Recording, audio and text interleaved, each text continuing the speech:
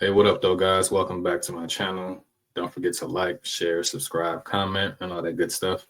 So I was going to do a live later on in regards to the transcripts from the 12-5 hearing from the Jarvis Butts case, but I was not able to. So I just decided to do a video instead because something came up last minute. But I at least wanted to, get that out to you guys. But before I do that, let me get everything pulled up for you. And also, let me say my copyright disclaimer under Section 107 of the Copyright Act of 1976. Allowance is made for fair use for purposes such as criticism, commentary, news reporting, scholarship, and research.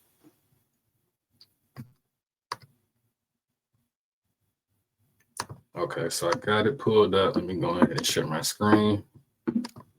Now, with these transcripts, guys, these transcripts are informative. So you don't have to worry about, any graphic details or anything like that inside of these particular transcripts.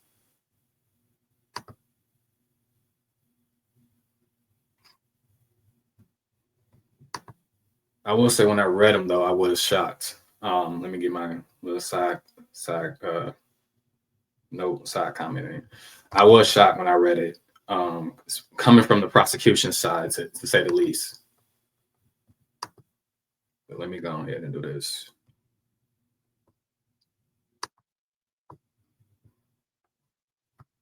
All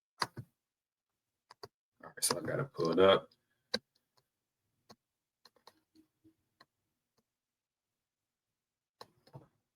Okay, so this is the title, the caption, the heading. Proceedings taken by way of Jarvis recording in the above entitled cause before the Honorable Nicholas Hathaway, Judge of the 3rd Judicial Circuit Court, City of Detroit, at Criminal Justice Center, Courtroom 405, Detroit, Michigan, on December 5th, 2025. Appearances would be from Tina Ripley and Matthew Makepeace, the Assistant Wayne County Prosecutors, appearing on behalf of the people.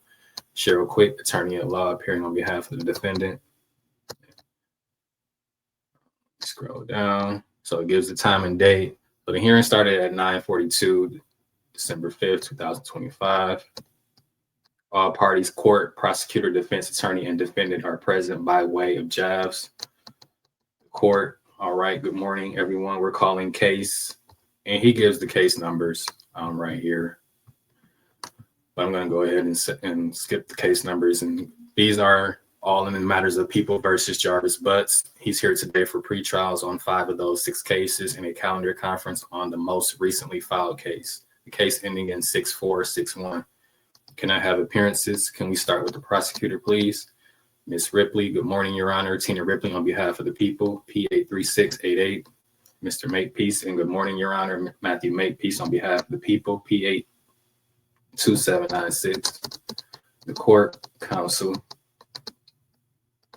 Ms. Quick, good morning, Your Honor. Neighborhood Defender Service by Cheryl Quick, P83973 on behalf of Jarvis Butts. Mr. Butts, please state your name. Defendant Butts, Jarvis Butts. The court, all right, thank you. Good morning, everyone. So we're here today for effectively pretrial dates on all 6 matters. Attorneys, I know that we've got a trial date that's approaching. Who wants to take the lead and give the court an update on where you all are at? Mr. Makepeace says, Judge, at this point, we are proceeding to trial. We have extended an offer, which I would like to place on the record at this time after discussing it with Ms. Quick before going on the record. That offer is as follows. So I'm gonna stop right here. So we know that there's conversations of an offer that was had. But as Mr. Makepeace said, he says we're proceeding to trial, but the offer looked like it's still could possibly still be on the table. And I'll continue. He says, and I can break it down by case number, but I'll just place it kind of on the bottom line of the record right now. The court says, sure. Mr. Makepeace, on the homicide case, the defendant would plead guilty to murder in the 2nd degree. There would be a sentence agreement of 40 to 80 years in the Michigan Department of Corrections.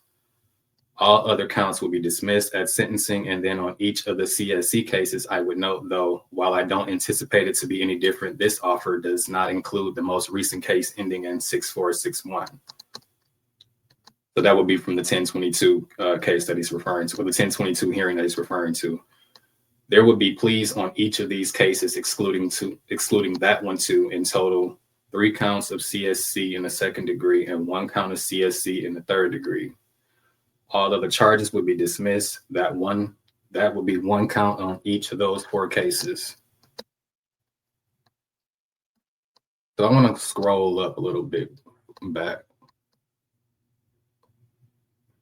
So the offer was that he plead guilty to second-degree murder, but they were charging him with first-degree murder, so they try to lessen the blow in their eyes to second-degree murder. But at 40 to 80 years is where I was like, that's like first-degree charge to me. That's still life. And then when you scroll down to the CSC cases that he's referring to, it's a plea on those as well. 3 counts in the second degree and 1 in the third degree. All other charges would be dismissed. That would be 1 count on each of those 4 cases.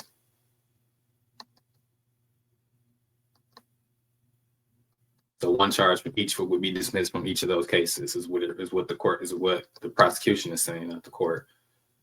Now, the sentence agreement on that would be 10 to 15 years in the Michigan Department of Corrections to run concurrent or at the same time as the homicide sentence.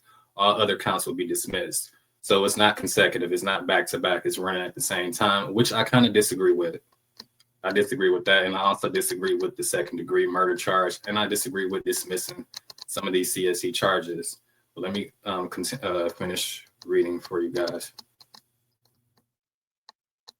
It says the defendant would have to comply with the Sex Offender Registration Act, including lifetime electronic monitoring on the CSE2 counts, pay any costs and fines, and have no contact with each of the victims and any other terms and conditions set by this court. Okay. I feel like he should already have been on the sex offender registration, though. Let me finish reading.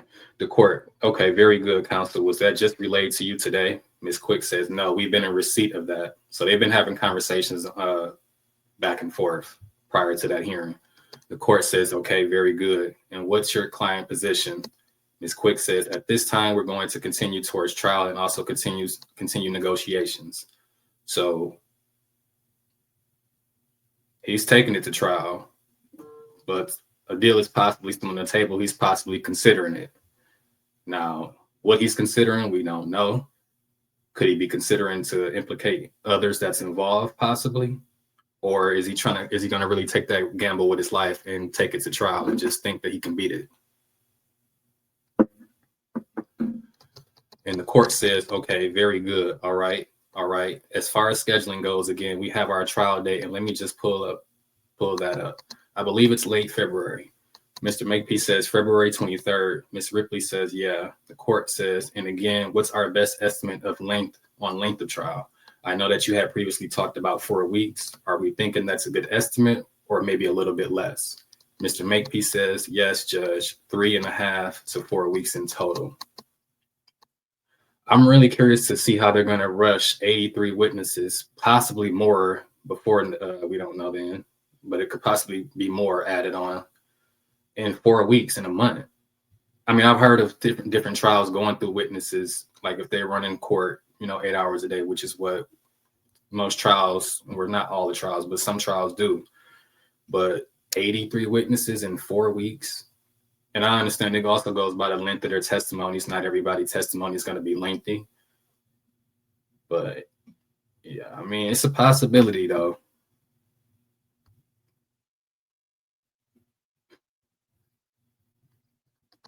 All right, so where was I at?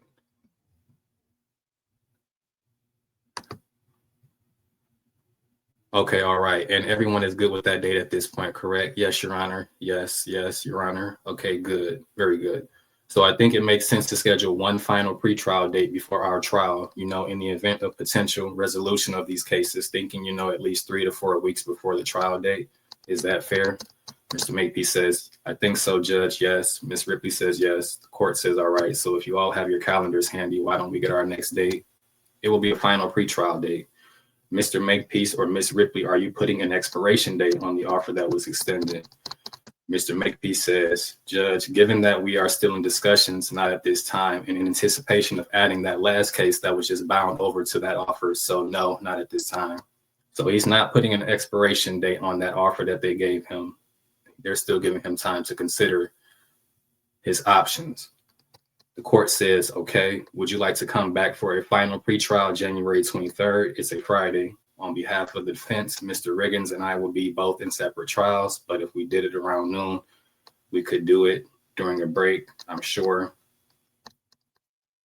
And the court says, okay, so you think you will be in trial on Friday? Ms. Quick says, there's a good chance, yes.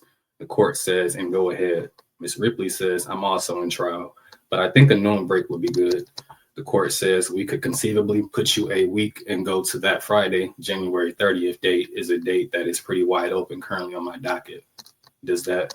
Mr. Makepeace says, I think if we put it on January 23rd and just make it work around our schedules or make it work with our schedules, I'll also be in trial, but on a lunch break just because I don't want to go too close to the trial, given the, if it is possibly is a resolution on that date, we would have to start and we will want to know sooner rather than later. The court says, understood. How many potential witnesses are you anticipating for trial? What's your best estimate? Ms. Ripley says, Judge, I believe we did file a witness list previously. I think there was upwards of 80. So we got 80 witnesses from the prosecution so far. And the court says 80 from the defense at this point. He's asking how many witnesses from the defense. Ms. Quick says maybe 3. The court says, okay, all right. Is it maybe 3 or 83? Ms. Quick says maybe. The court says that was the maybe 3. Ms. Quick says just trying to one up you. So I guess that's where they were, joking around at that point in the video. The court says, okay, all right, very good. All right, we can keep that January 23rd date then. I'm going to schedule it. I'm going to put it in the system at 10:30. I know that you all will be communicating with each other. If you're in trial and you're going to make it, if you're in trial and going to come on a lunch break, just make sure that you're communicating that to each other as well as the court. And this is where they all agree. Was there anything else for additional for today's purposes that needed to be addressed from the people? No from the prosecution and no from the defense. And that ends that. Wow. This was something else.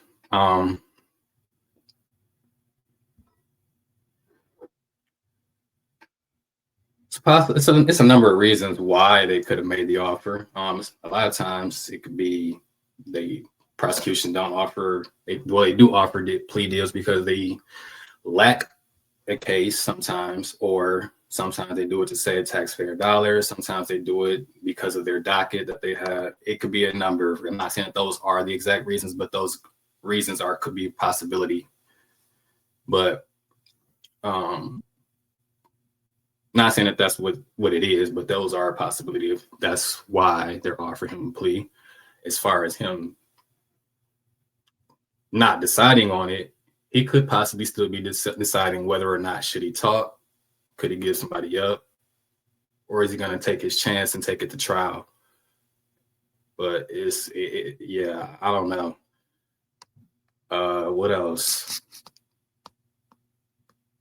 So we have a total of 83 witnesses. Now, originally from the defense, from the last transcript, it was 10 witnesses from the defense. Now it's cut down to 3, so 7 has left or not testifying anymore. It could possibly be because their testimony was not valuable, or because of the public scrutiny to the case, they didn't want to testify, or it could be a number of reasons, but it was 10, now it's only 3.